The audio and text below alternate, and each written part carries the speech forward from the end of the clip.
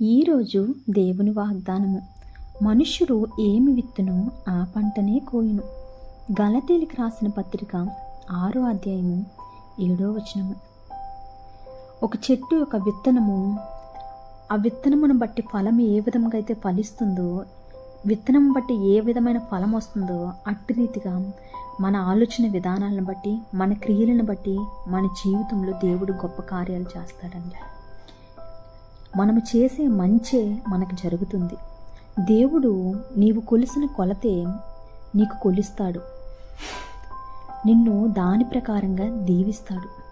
దేవుని కొరకు నీవు నిలబడితే దేవుడు నీ కొరకు బలంగా నిలబడతాడు, నిన్ను తలగా ఉంచుతాడు. ఆయన కార్యాలు అంత గొప్పవి. నిన్ను వలె నీ పొరుగువారిని ప్రేమించే ప్రకారము దేవుడు మనల్ని ఎంత చక్కగా ప్రేమిస్తున్నాడో, తన ప్రాణంగా ప్రేమిస్తున్నాడో, నువ్వు కూడా ఇతరులు ప్రేమించే విధానంలో ఎటువంటి చెడు తలంపులు లేకుండా ఉండాలని దేవుని చిత్తం. ఆయన కార్యాలు ఎంత గొప్పవండి. ఆయన చిత్తం ప్రకారం నడిచేవారుగా మనం ఉండాలి. ఆయనకి ఇష్టమైన బిడ్డలుగా మనం ఉండాలి. ఆయన మనకు మంచి ఫలాలు ఇచ్చే రీతిగా మనము కూడా ఇతరుల విషయాల్లో మంచి జరిగించే వారిగా మనం ఉండాలి.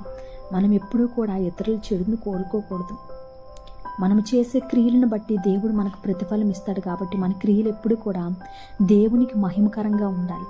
అటువంటి ఆలోచనలు, అటువంటి తలంపులు దేవుడు మనకు కలుగు చేయనుగాక. ఆమేన్.